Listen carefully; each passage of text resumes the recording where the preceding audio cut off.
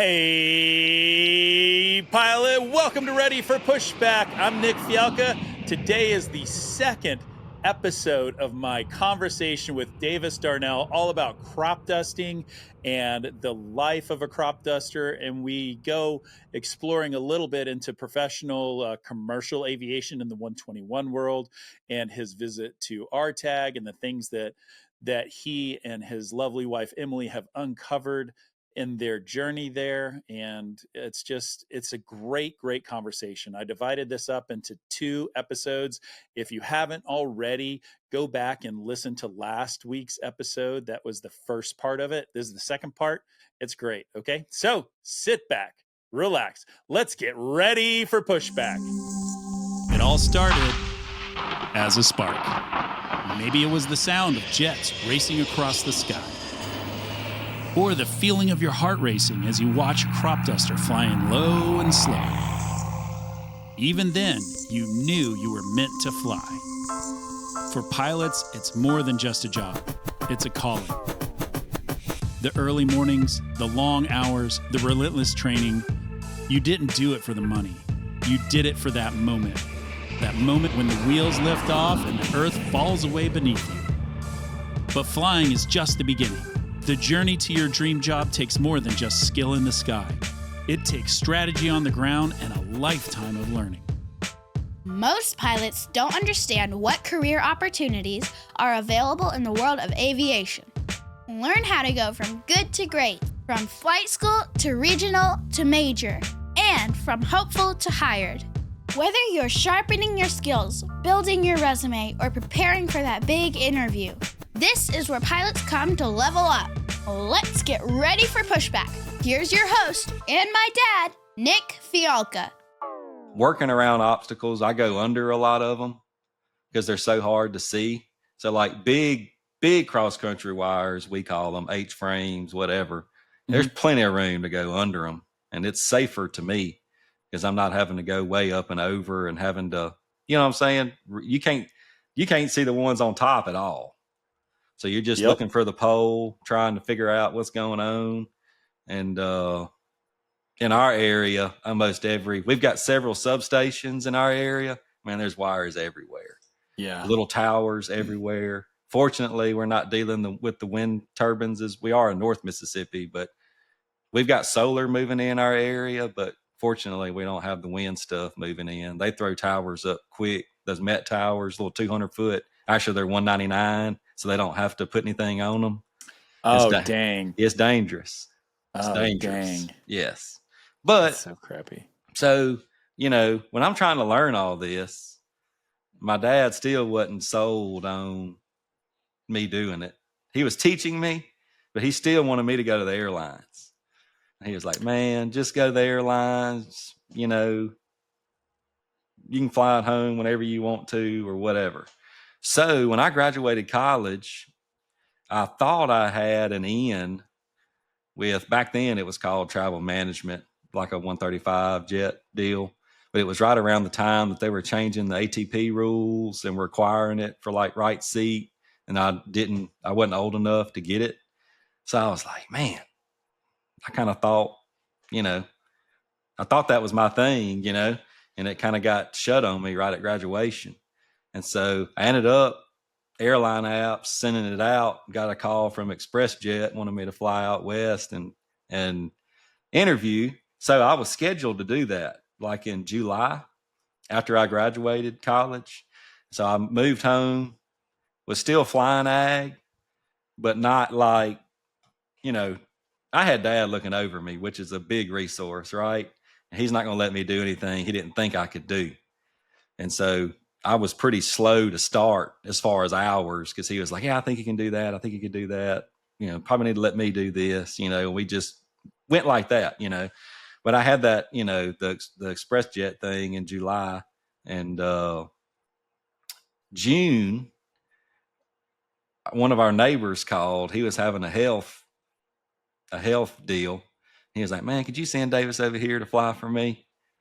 And I was like, I want to do it, but not that I've been like baby to this point, but he was sitting there, you know what I'm saying? I'm going to being the only man there. Anyway, I said, yeah, I'll do it. Like, we were sitting in the office and he said, well, go over there. I go over there, the plane's running, and he hands me a map and says, get after it.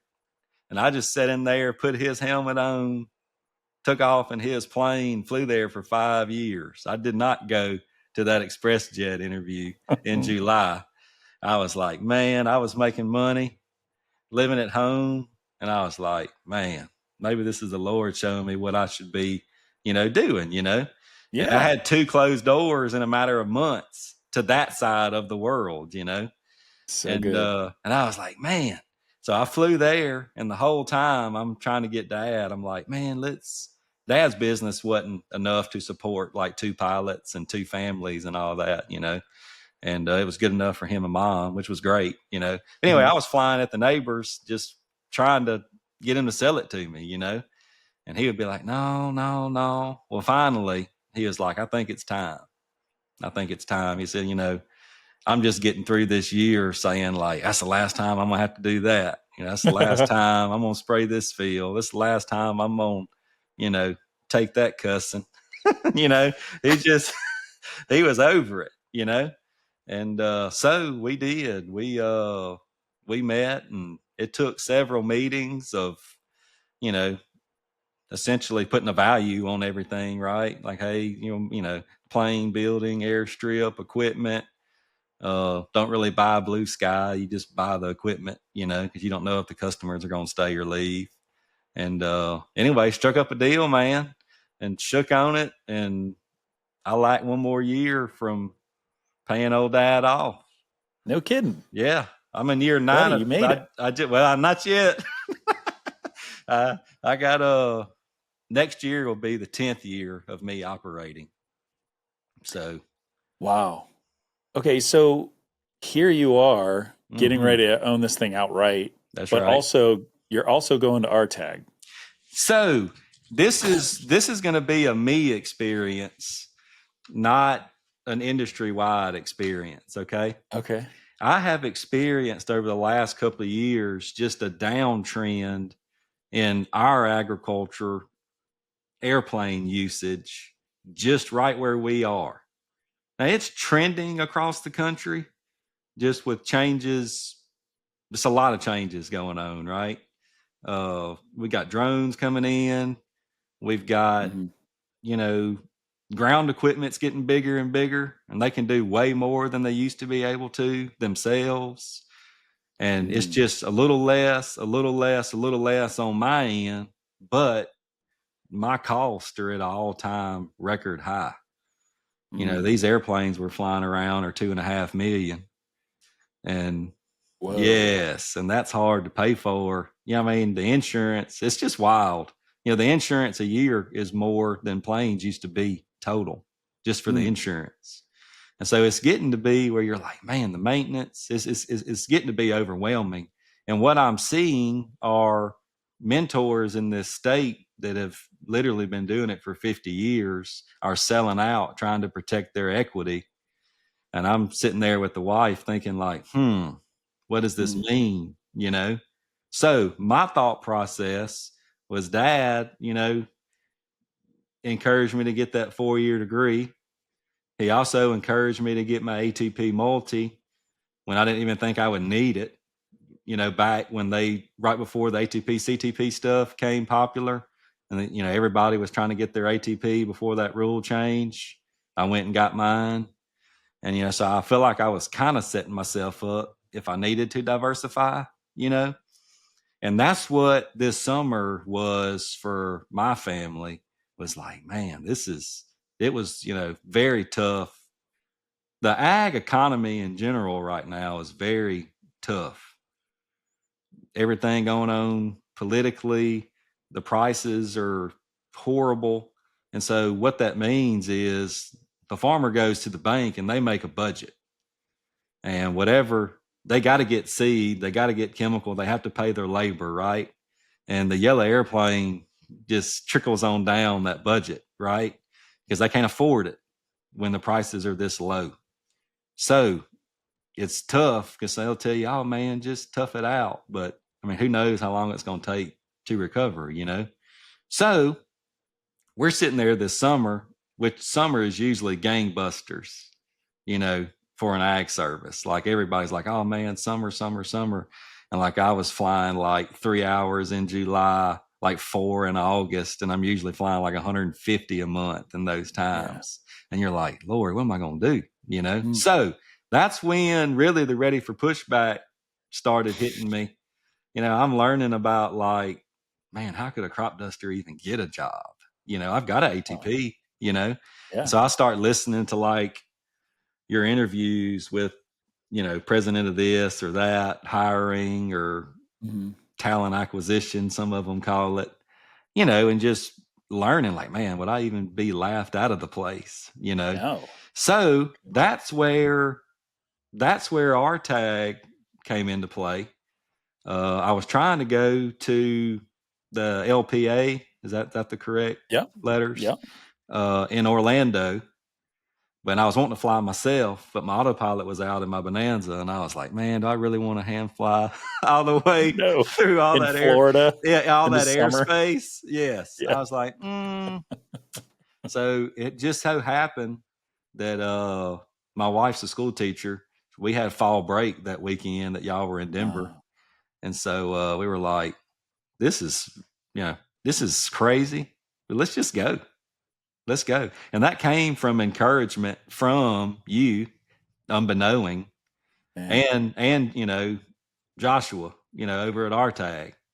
And so you know, I was trying to figure out if my wife could come and if I had to pay for her. Like we don't know anything, you know. And she was like, she Googled a number and just said, here, call this number. And I call it and Josh answers, you know.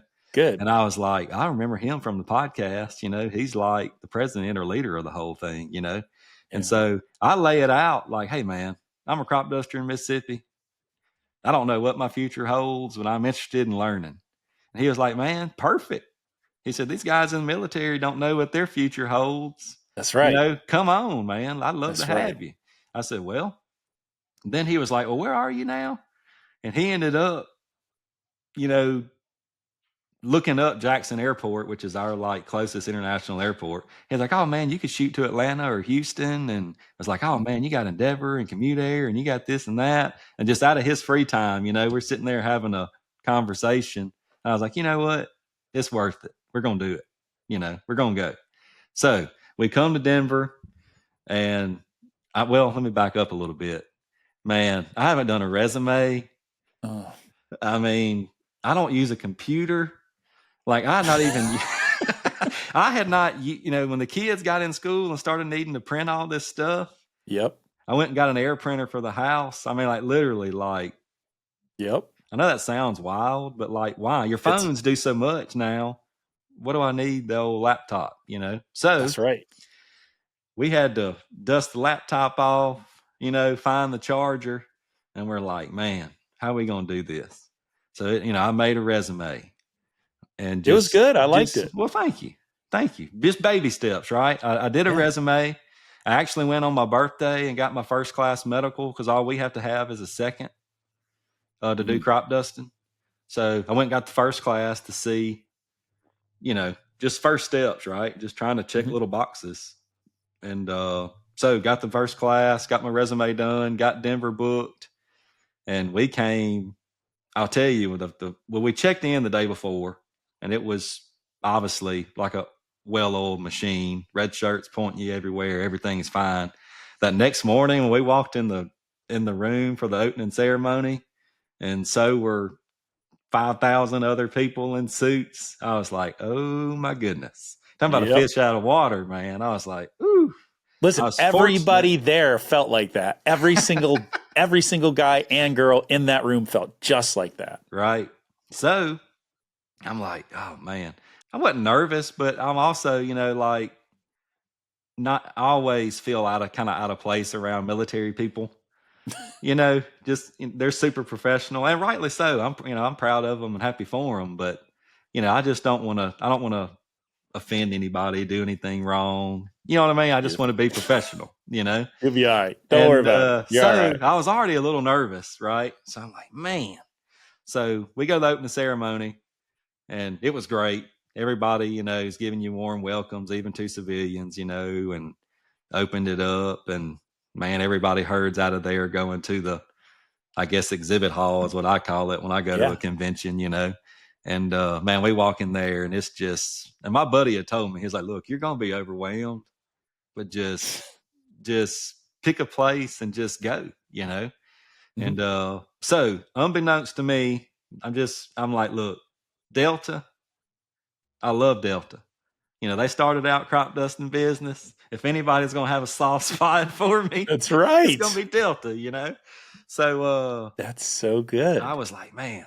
So, and, you know, Atlanta being close, and, you know, just the Delta word to me in general is just my heart and soul, right? Yeah. And I was just like, man, this is like, if I had to go pick a home that's not home, to me, it's Delta, you know? Okay. And so we trying to find the Delta line, which was harder said than done because it was behind y'all's booth, you know, against the wall back there. So that was the first line I got in. I said, if I'm going to get through one line here, it's going to be Delta. And so. All right. Hopefully Eric Hendrick is listening to this right now. He's the director of hiring over there. That's right. So my wife and I are standing there. She's by my side the whole time, which was giving me comfort. And Delta was taking people in, you know, terms of 7. And we go up to the table and with the captain, and he says, all right, ladies first, and looks at my wife, you know, and I'm like, and I was nervous. I know she was nervous, you know, and he said, girl, he said, ladies first. And man, she killed it, man. She laid out my whole career, our family life, just what we're facing, just what we're trying to figure out the future. And those other military guys are standing there wide-eyed like, man, you know, yes, it was awesome. And so, and the captain, let's go. He loved her. I was fired up, you know. Yeah. Even after the whole weekend, she was like, what was the best part? And I was like, you at Delta, you know. I mean, that was worth the trip for me. So we're talking to the Delta captain listens to Emily's spiel. And then he starts giving us feedback about, you know, how you're never alone in your aviation journey. You always have your family and you're always representing the community. And he had a friend that, you know, I guess crashed in Florida that was a crop duster. And so he had intimate, you know, feelings towards that as well. And just was a great experience. And then we got to the resume side, and they didn't, you know, he just asked about, you know, and I was like, look, I've got about 13,000 total. I've got my ATP multi, but like 222 hours multi PIC pretty much, you know. And he was like, man, you qualify, you know. And he was like, look, let me tell you something. He was like, y'all are all standing here. I know y'all can all fly. He's like, but this is the guy I want to be on a red-eye flight with, you know, because I want to, you know, hear these stories, you know. And just pumped us up, man. We were fired up, and we got out of that line. We were like, well, you ready to go home? You know? And it was worth it on that, you know. And he gave us good feedback. Now, I mentioned to you earlier, I did not have apps in, and that was not a big hit with the big 3. You don't say. But, you know, I'm trying to learn, you know. Yeah. And I wish you'd have called me. I wish you'd have just like hit me up.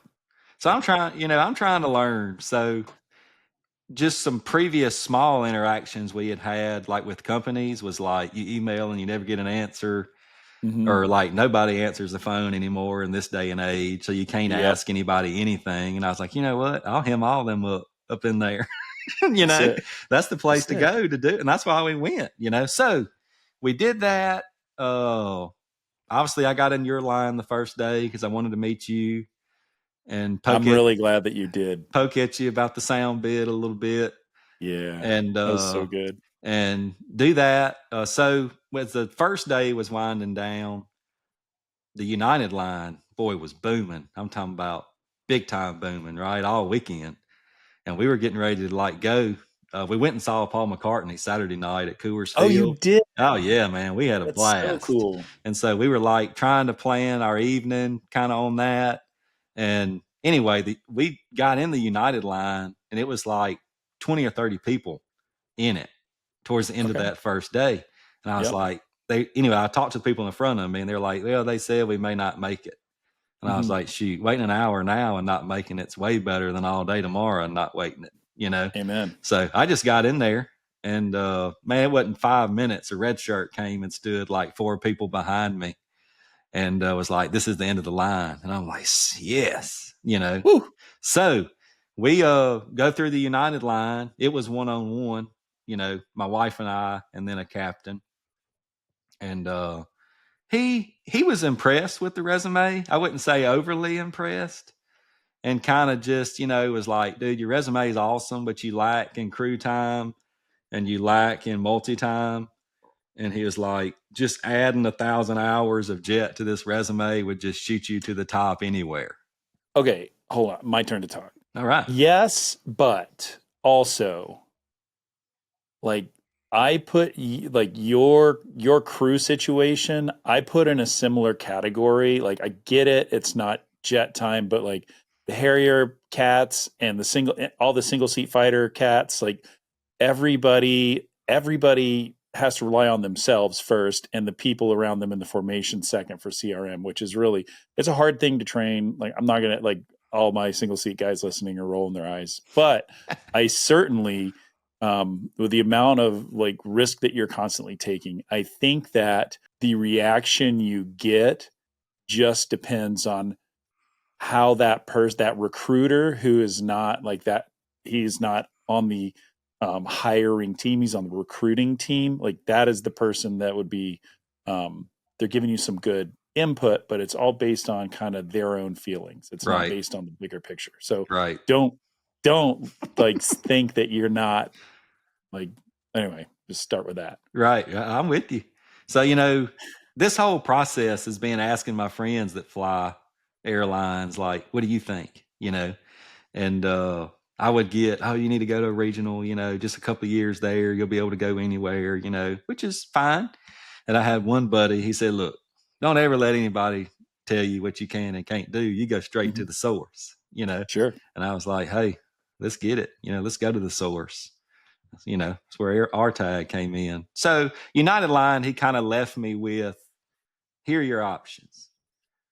Keep doing what you're doing and apply, and you may get a call. I can't tell you. He said, you're such a unicorn. I just can't tell you. But apply. Like tonight, it's crazy that you aren't applied. I'm like, okay, take that lashing. Then he was like, or you try to go to the regional for a year, anywhere you can get experience, right? But go to a regional for however long, build up to put some jet time with your total time. And he's like, that'll just make you a rock star. He said, or just try to do some Part 91 flying around where you are, trying to get multi-time. Just anything to just build your resume just that little bit more. That was our takeaway from that. I completely agree with that guy. And the reason I completely agree with that guy is because you don't know what the thing is that's going to make your application pop to the top. Mm-hmm. And so, yes, you could continue doing the same thing, or you could venture out elsewhere. However, that's a big time conversation between you, and you said your wife's name's Emily, I think. Is that right? Yes. So that's a lot of like conversation and prayer with Emily about what's right for us and the kids. So that was United. Okay. And we were pretty whooped after day one. Mm-hmm. And we went and relaxed for a little bit, and then went to see Paul McCartney, and I sat down the whole time. I was whooped, man. And so we're going into Sunday, and we were like, all right, we're going to go do American, right? We're here. We might, we're going to do it. And I said, but I got a little, I ain't going to take no flack for not. I already had enough about this no app situation, I said, if he starts hammering me on that, I'm going to have to give him something back, And sure enough, we get there. Fortunately, the line was not long Sunday morning. They had, well, of course, they had the meet and greets and all that stuff in the other part that I wasn't a part of, but they were saying, oh, this is just to talk. I mean, that's fine. That's all I want to do anyway, right? So we get in the line and we go up to the American table in groups of 3, and F-18 guy, me, and a girl that was a civilian that had flown caravans in Hawaii, PIC, and she was at Endeavor now, trying to figure out how to get marketable, And anyway, so girls first, right?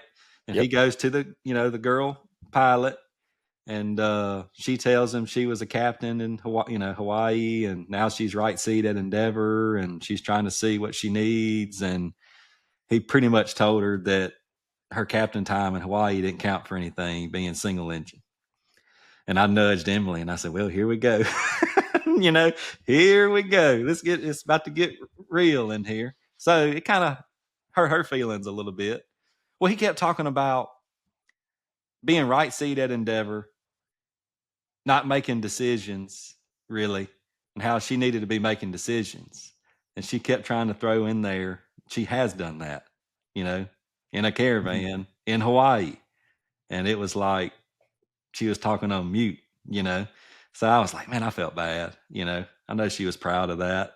And, she should be, anytime you're a captain of anything. And anyway, didn't land real well with him. And I was like, man, that's kind of deflating for this conversation. Anyway, so he gets to me and I give him the spiel. And he was like, well, do you have an app in right off the bat, And I said, no. And he put his face in his hands down on the table. It's like, I just don't understand why you would come to this thing and wait in these lines and you don't even have an app in. I don't want to hear anything about not getting hired when you don't even this and that. I said, hold up, buddy.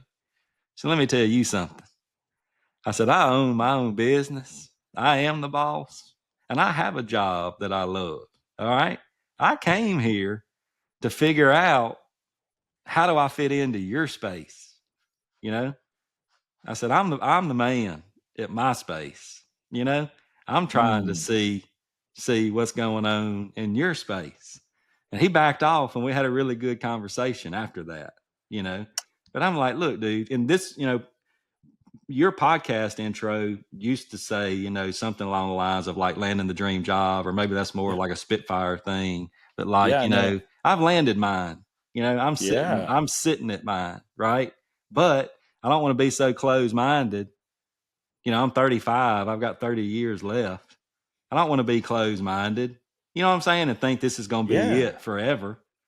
I was ready, man. Sunday morning, I was like, I may blackball myself with American, but that's okay. But we had a good talk, and he was like, man, I understand what you're saying and do appreciate you coming, but still didn't like that I didn't have an app in. And I was like, well, brother, I'm just trying to learn to see, what to do. So that was American. Okay. Now, as you know, RTAG is more than booths, right? It's talking to everybody you're beside in line. And like anytime Emily and I sat down at a table, another couple would come over, or other, just people are looking for allies, right? Yeah. And we would just sit and talk, and we would tell them like, man, we're living the small town dream. We have our own airport. I live 5 minutes from an airport on a lake. Our kids we have, acres and acres and acres for the kids to play, and they come to work and ride bikes and four wheelers. And, we're heavily involved in the community, and, this is kind of, we shine here, we love it. And they're all like, man, I wouldn't give that up for anything. They're like, we, obviously you have all the military stories of just being gone forever and a day. You know what I mean? But also living in places that aren't ideal, right? And sacrificing, which we all appreciate, doing that for us so we can live our dream, right? Right. But the more we talked to people there, and we're like, man, I quizzed you hard about Atlanta, and like, school for your kids? Because that's something Yep. we're trying to figure out. We're like, They're man, downstairs in the dining room right now doing school. That's what I'll right, tell you. right. So, we're like, everybody we talked to was like, man, we would trade anything for that kind of life. Mm-hmm. And it was, I'm just in like, I just like when you start talking, I like closed my eyes and I was like, oh my gosh, this is amazing. so, it was a reminder of how blessed we are, Mm-hmm. even in the downturn of our industry. But there's so much to it.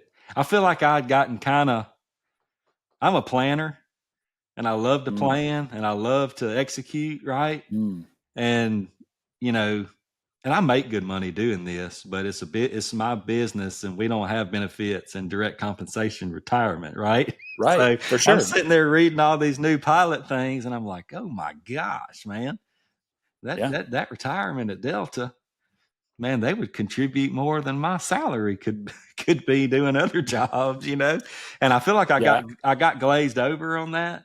Like, man, I got 30 years left. If I sat there for 30, man, that's generational changes of wealth, That's probably like $8 million to $10 million in your 401k alone. Yes. Ish. And I'll never even dream of that sitting where I Mm-hmm. am.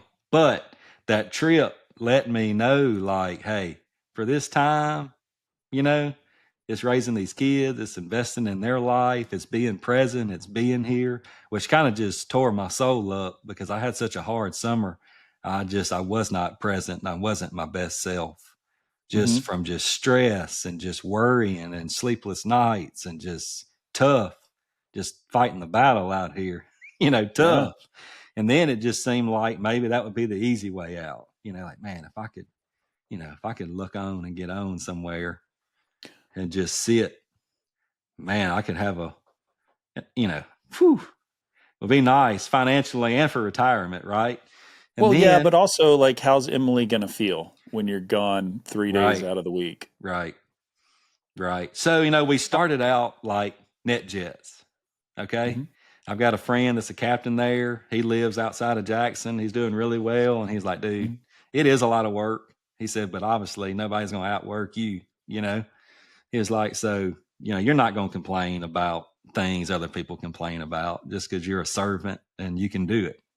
And I'm like, that's right. I can do it, So I, was applied there and got the thanks, but no thanks. And I'm like, huh. So I had another friend's son that applied and got it. Like, I don't even know if he's restricted ATP because he's not even 23, and got it. And I'm like, huh. And he said, I'm telling you, they're not going to take you because you got enough time to go to a major. He was like, they know you're going to sweep in and out of there quick. They don't want to spend money on you. And I was like, And this is all opinions now. This is no data. We're just talking, right? But sure. I was like, if they think I have enough time to go to a major, I might ought to go and ask them, if I'm, if it's so that's kind of, it's been a wild ride, man. It's been a really hard year. And I feel like, it's a battle of, you're praying, asking the Lord to show you what direction to go. But then I also feel like just sitting on my hands and doing nothing, does that honor him? Or just going out and trying to use my abilities that I have? I got the ATP. Is that for this time now? And trying to like pray through those things is really difficult. And also, I do want to say that this is you have a kind of a cool opportunity to be able to do all the things. You don't have to shut down your business if you go fly for some organization, whether it's an airline or 135, 91, 91K carrier, whoever.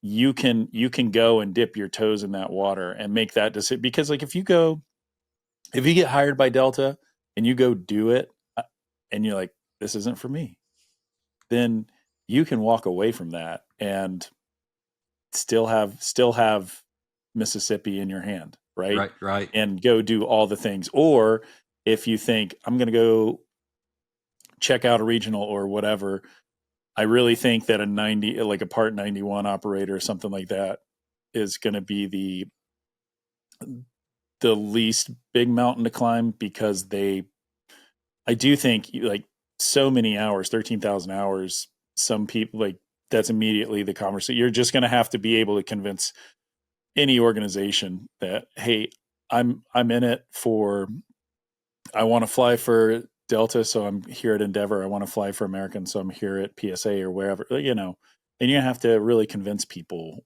that you're going to be a team player and part of it. Right. And I don't think it's that hard, but also you're like, you can. So have you filled out your applications? Did you guys decide to do it? No. Okay. No. I've been trying to get my logbook in order. Oh Lord. That's a lot of hours, and I had Yeah. anytime log? Yeah, Anytime with log. Stuffle Bean. And so I had looked them up, and I was like, well, shoot, if it don't cost too much, I'm gonna go ahead and get them digitized to have one more box checked, towards something. And I got to reading about charging per page, and I was like, oh gosh, Yeah, this you got a lot of this pages. may be a couple $1,000 investment here. But I haven't, that's on the list to try to move towards, trying to do an application, would be getting my logbook in order. But yeah, so yes, it's tough. It's tough because obviously if I apply at Delta and they, want me to fly out there and see what it's about, and I got it, you can't turn that down, Sure. You can't. And that's Sure. been like my prayer of like, man, do I, what do you do? What do you do? You just keep moving forward. You just Right. go. Like, that's the beauty of free will, I think, is that there's right and wrong, and then there's one opportunity or another opportunity. Right. And both are good opportunities, and both will have fulfillment on either avenues. And the number one thing that you are here for is to love and to provide for the people that you're responsible for. Right. So if you do that, then everything else falls in line.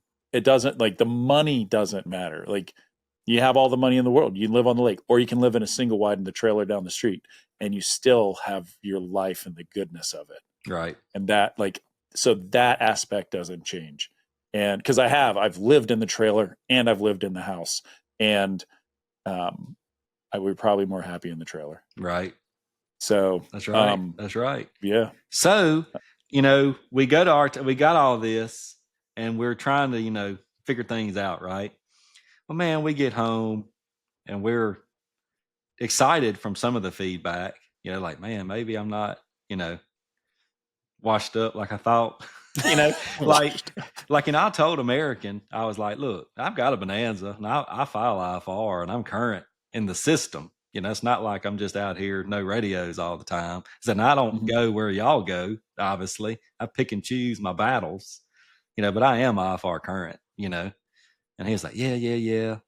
And didn't really care that much, But so we get home and I'm at work trying to, do some things, and I get a call, and there's a joint partnership at Delta State, and we talked about Delta State earlier. Yeah. They have a new career pathway program for ag pilots.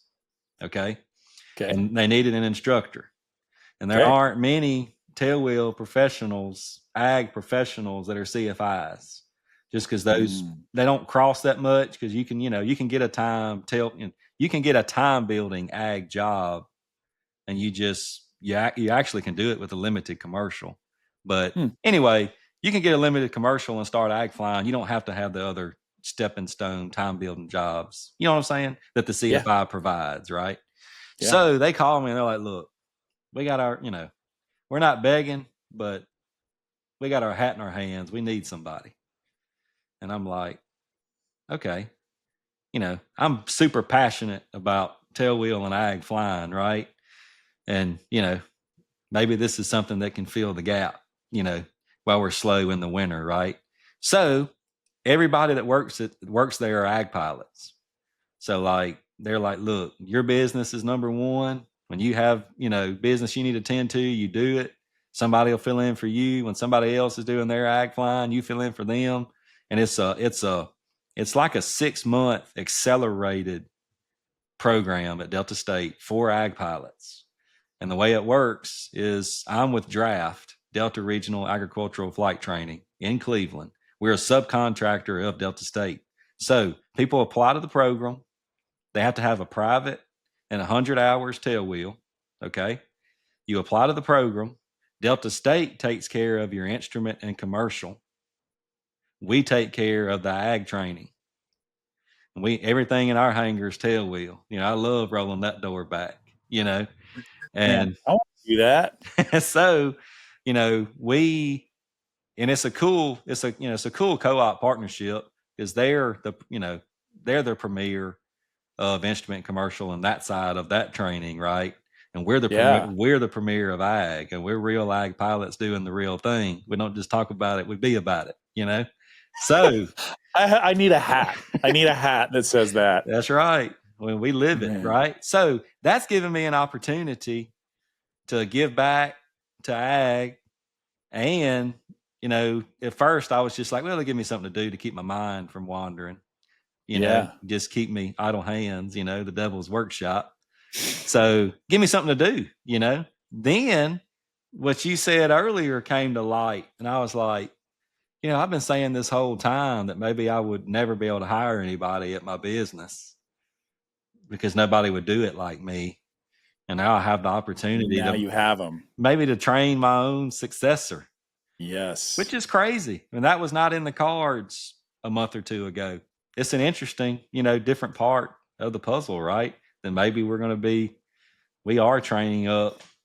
People leave this program and go to work. Well, we're making people have jobs waiting on them. Yeah. And like I said, there's no IOE. It's you graduate this program, you go strap them buckles on. That's right. You're gone. So it's super rewarding to see that be successful. Yeah, dude, it absolutely is so cool. Also, I just want to say, what's it take for you to get like 10 drones and do it on drones? What does that take? So, I talked about the National Association earlier. We have a Mississippi Association, and our president bought a drone. And he was like, look, I'm going to buy it and I'm going to see what it's about and try to use it. And they had 2 tear up pretty quick.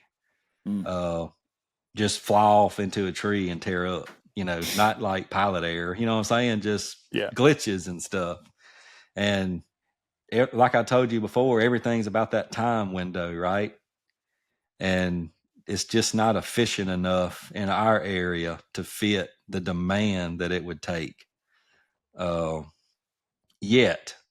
Now, you can look up and they've got full-size helicopters that are automated. They've got a little Predator-looking spray drone that's automated. I mean, it's there. Air Tractor told me they have the technology to make an 802 fly on its own. But, it's upwards of $30 million. So who can afford that, But, so I don't know. This is where it comes back to being open-minded, right? Yeah. Trying to figure out the way to go forward and how to do it successfully. Yeah. Well, dude, I love what you're doing. I like that you're not putting pressure on yourself, but also you see you got a little glimpse of what could be. That's right. Right? That's right. And so if that is the case, then you've got to be able to pivot, and you've got all the different opportunities in front of you to pivot. And also just with this ag training, I think is going to give you more freedom to do the things that you want to do. I think so. You're doing all this is not where I thought we were going on this conversation. This is so cool. Listen, I was just talking to my buddy Vin about tailwheel flying and all this stuff. I'm in love with the idea of flying a tailwheel aircraft. You need to come to the Mississippi Delta. We'll take care of you. I could bring all 7 of us down and we could just go spray all day long. Listen, I can't imagine you putting me in a single seat airplane and being like, all right, Bo, God bless you. See you. Well, you wouldn't do that on day one for sure. Okay. Well, that you soloed it 3 hours, so Yeah. Well, you know, there's some time. There's, we were flying as kids sitting in Daddy's lap, Yeah, that's so cool. I'm not going to sit in your lap. you wouldn't be able to fit. It's funny. A childhood memory that we always look back on is we always rode with, we would load all day and hopefully we would get to go with Daddy one time, right? And that would just make the whole day worth it. Yes. And I was tiny as a kid. I couldn't see over anything. And finally I told Daddy one day, I said, Dad, I need to fly that airplane. I'm talking about young. He said, son, you can't even see over the dash. I said, yeah, but I've been watching your feet, so I know what to do. And, little did I know how much, truth there was in that, is, hey, your feet got to be moving, right? And that's a big part of it in our world, fighting winds and fighting short, narrow strips. And, sometimes we're taking off and landing from places not much wider than the gear with ditches on both sides, so it's flying almost to perfection all the time, really. And, but it's fun. It is fun. But you need to come to Mississippi and fly up and down the river with the window open and take a break from the stressful environment that you operate in. Listen, don't threaten me with a good time, man. That sounds amazing. Well, listen, Davis, thank you for coming on. Thanks for being part of the show. Like, what an opportunity. I'm going to come down. I'm going to go. Me too. I'm going to do it. I know how to fly a turbine. Well, we'd start in our Citabria. You wouldn't be alone. All right, let's do it. Well, thank you for the podcast, and thank you for the invite to come out, to RTAG and show us hospitality. And it's a cool camaraderie in aviation in general, and it's a nice industry to be a part of. We appreciate y'all accepting us out there. All right, pilots, that's a wrap on this episode, and I know what you're thinking. You need to make yourself a little bit better. So how do you make yourself a little bit better? You tighten up your resume. So here's what I want you to do. Go over to my website, spitfireelite.com/podcast, and you can download my free resume template. It is tight, organized, and it's the perfect pilot resume. It's just something I like to do for the pilot group, and it is free to you. So go over there, spitfireelite.com/podcast, and download your free resume template. While you're over there, look at all the services that we offer. Lots of great interview prep, lots of great application review. Everything you need to be a professional pilot is right there. spitfireelite.com/podcast. Thanks, and I'll see you on the next episode. This podcast is for informational and entertainment purposes only. The views expressed are those of the hosts and guests and do not constitute professional advice. The producers and sponsors make no representations or warranties regarding the accuracy, completeness, or applicability of the content.